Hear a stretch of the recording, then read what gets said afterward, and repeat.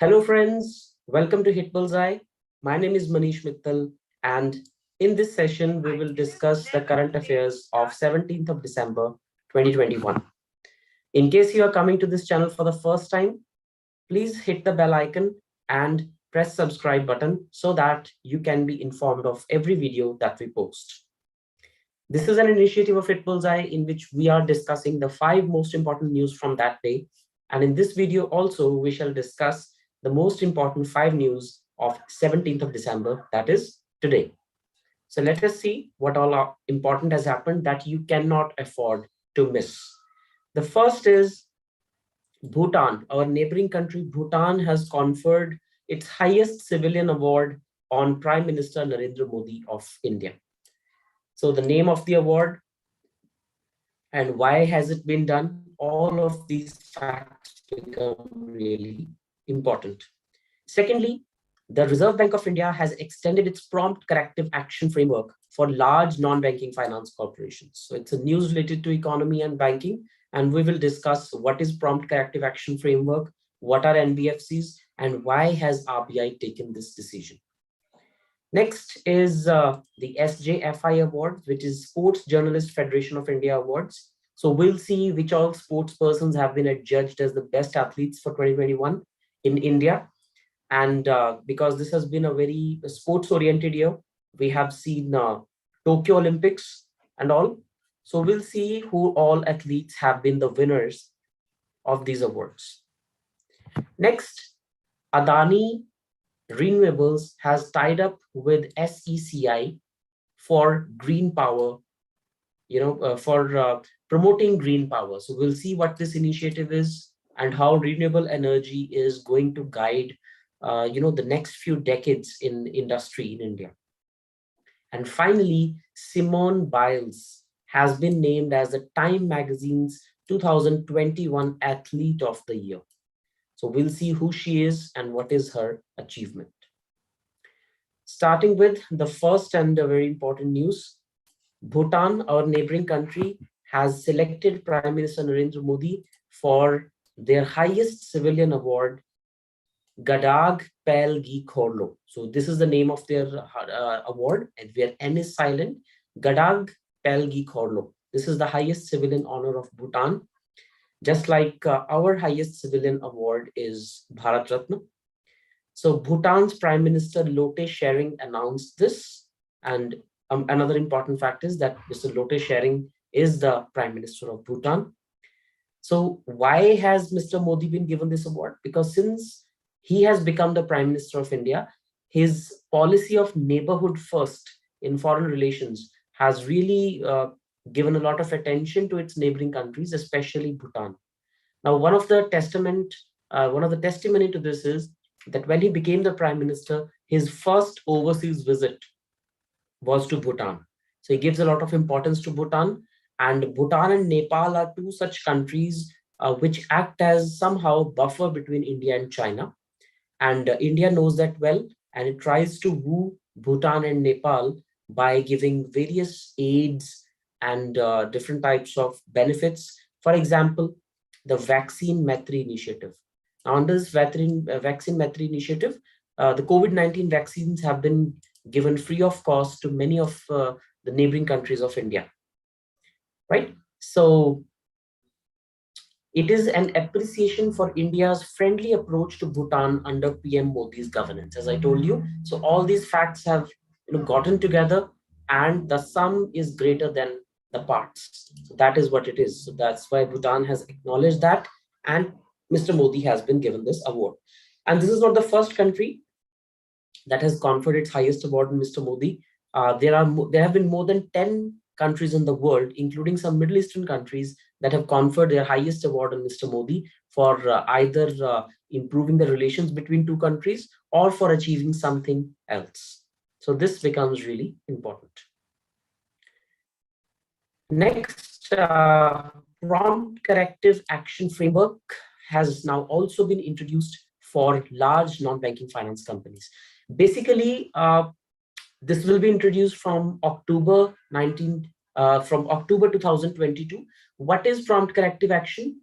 Basically, it is a form of supervision over the banks. So banks have to maintain some specific figures, some specific metrics in economics. If they fail to adhere to those set norms by RBI, then RBI can take strict action against those banks, which is called prompt corrective action. Prompt means it is done really fast. Corrective means since the bank is, diverting from its, you can say, bank is diverting from its usual economic path. So prompt corrective action framework. So in order to stop the bank from deviating from its a good economic trajectory, the RBI takes prompt corrective action against that bank. For example, if you can see this chart over here on the left side, so there are three different limits. One is your threshold number one, then threshold number two, and third is threshold number three. Okay, Vishwas is asking, is this recorded? No, it's a live class. You can ask me any doubts if you have. Please feel free to ask your doubts. At the end of the class, I'll be taking your doubts. And of course, it will be recorded. You can watch it anytime on YouTube again. But right now, it is a live class. So there are three thresholds, number one, number two, and number three. For example, the CRAR ratio has to be maintained at 15%. If it goes below 15, but above 12, then it is the first level of threshold. If it goes from 9 to 12, that is the second level. And if it goes below 9%, then that is the third level. Similarly, the Tier 1 capital has to be 10% as per RBI. Threshold 1 has to be 8 to 10%. Threshold 2 has to be 6 to 8%. And threshold 3 is below 6%. So if any bank or NBFC goes in these limits, then the RBI can take a lot of actions against that bank. For example, the promoters or shareholders can be asked to stop infusing any capital into the bank. Secondly, there can be restriction on branch expansion. The RBI can stop the bank from expanding its new branches. These are like penalizing actions on the bank. And number three is that the capital expenditure has restrictions and reduction in various operating costs. Basically, the bank is stopped from doing various actions. The bank cannot open new branches. The bank cannot increase its capital. The bank cannot infuse more liquidity. So all these things are really, really important. So now the news is that this prompt corrective action framework, which was earlier only for scheduled banks, is now also for non-banking finance companies. So now NBFCs will also be treated on par with the scheduled commercial banks for the purpose of prompt corrective action. So if those NBFCs do not adhere to the set norms by RBI of CRAR, Tier 1 capital, and net NPA ratio, then the RBI can take strict action against those banks. So this is a really important news in economy and business. Next, the SJFI Awards have been announced, which is the Sport Journalists Federation of India, SJFI Awards. And the highest award is SJFI Medal, which is this year awarded to Sunil Gavaskar, who is a cricket commentator and a former Indian cricketer. So Mr. Sunil Gavaskar has been conferred with the SJFI medal, and the ceremony was held in Guwahati, which is in Assam. So this is the highest honor of SJFI. And other than this, there are so many other awards which are important. For example, the SJFI Sportsman of the Year is Neeraj Chopra, of course, because he has won the gold medal in Olympics. Secondly, Sportswoman of the Year is Mirabai Chanu. Team of the Year is Indian men's hockey team. Parathlete of the Year is Pramod Bhagat from badminton, and Sumit Antil, who plays javelin. Then Parathletes of the Year 2021 in women is Avni Lekhara, who is a rifle shooter. And special recognition award has been given to Olympic Gold Quest, which is an organization that prepares sportspersons for Olympics gold medals. If we see something about the Sport Journalists Federation of India, it was founded in 1976 in Calcutta, West Bengal. So these are all the important awards. So whatever is given in this table is really important. And the highest award, that is the Medal of 2021, has been conferred on Mr. Sunil Gavaskar. Next, Adani Renewables or Adani Green Energy Limited has tied up with the Solar Energy Corporation of India, SECI, for 8,000 megawatt renewable energy, solar energy. So this is the world's largest ever green power purchase agreement. So basically, the Adani Renewables will set up the plant, and Solar Energy Corporation of India will take up that, will purchase that electricity. So it's a 8,000 megawatt deal, which is the highest in the world till now. 8,000 megawatts simply means 8 gigawatts. And if we see some facts about Solar Energy Corporation of India, its headquarters are in New Delhi. It was established in 2011. Its chairman is Indu Shekhar Chaturvedi and its MD is Suman Sharma. Some important facts about Solar Energy Corporation of India. And finally, a very important news. Just like in a previous video, if you have seen all my videos, in a previous video, we discussed that the SpaceX and Tesla founder, Mr. Elon Musk, has been named as the Time Magazine's Person of the Year 2021.